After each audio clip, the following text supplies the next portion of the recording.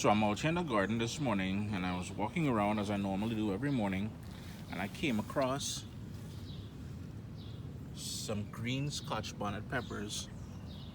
And I was thinking, since I made that pesto with the basil from the herb garden over there, how come I've never done a pesto for pepper heads? So we're going to use that green Scotch bonnet pepper there. I'm going to do a little close up. Let's go inside. I've got an idea. Stay tuned. Yeah, so let me clear up the air before we get all them kind of stupid hate comments about this is not pesto. Listen, this is my version of pesto, a fiery pesto. So first of all, it's going to be fiery. What we're using, I'm going to need some lemon juice, Scotch bonnet peppers from my backyard, green ones, because if you don't know, the green ones has a different flavor than the red or ripe ones. I will use 2 red ones, the ripe ones, to give it a bit of speck of color in between kind of thing. We've got some pine nuts, Parmesan cheese, a bit of cilantro. You can leave that out and it'll be cool. Couple cloves of garlic. I've got some sea salt, and we're going to bring everything together with some olive oil. That olive oil will not only bring everything together in the food processor, but it will also help to preserve it. This will last long, trust me on this. And you know, people are probably watching this, my Caribbean people, and thinking, well, Chris, that's like a glorified pepper sauce. Well, you're right, it is, but we calling it pesto, man. Let me vibes it up, yeah? As we did when we did the basil pesto, I'm not going to toast my pine nuts. If you want to dry toast them, you can certainly do that. I really don't get a sort of a different flavor or taste even when I do versus when I don't. Couple cloves of garlic. We're going to buzz that now first because I want to release some of the oils, the natural oils in that pine nuts. So let me buzz that first.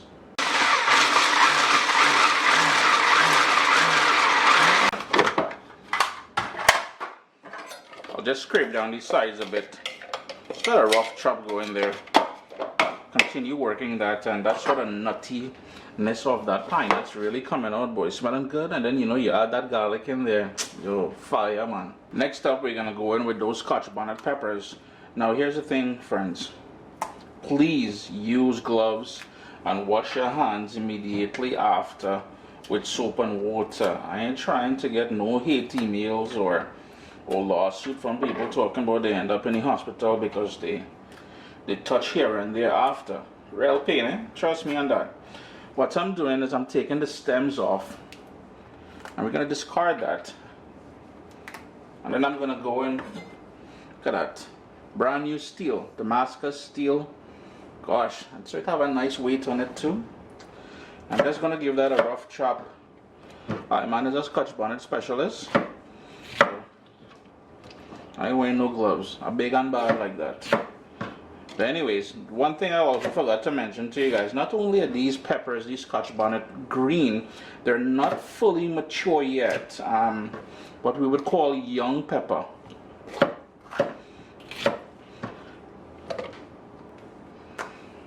And for that deep flavor as well as the color, the deep heat as well. Yeah, this is fiery, and make no mistake about that. I'm going in with a couple of the red ones, as I said, and these are fully mature. Seeds and everything, because if you're a pepperhead, I know this is geared toward pepperheads. If you like fire, you're going to love this. Next up, we need some salt. Remember, we're using Parmesan cheese as well, so that will have a sort of a salt element to it. At least it's very salty in my humble opinion. So keep that in mind. I'm just going to trim the roots off this cilantro. I usually don't toss this. Whoa, where you going, boy? Why are you busy to jumping in people's business? So I usually save these, wash it really good, and when you're making curry dishes, start with this, boy. Real flavor in that.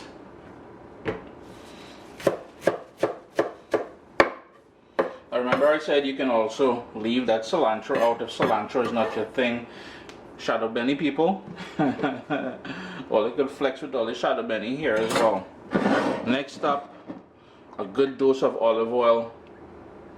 And you probably need a solid cup or so. All the ingredients I use here today will be listed down in the description of the video, and the recipe in its entirety will be posted on caribbeanpot.com. And finally, the juice of half of a lemon.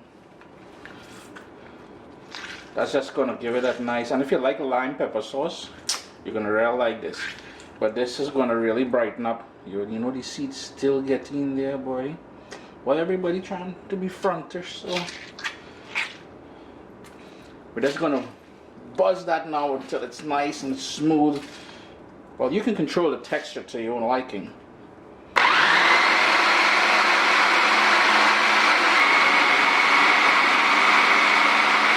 Took a couple minutes to get nice and smooth. If you find that you didn't have enough oil in there, why is that camera doing that, boy? We show people everything, man. If you find that it's a bit too thick, you can add some more of that olive oil. And you're probably wondering, Chris, where's that Parmesan cheese? It's raining Parmesan in there right now. Another buzz, and we're done.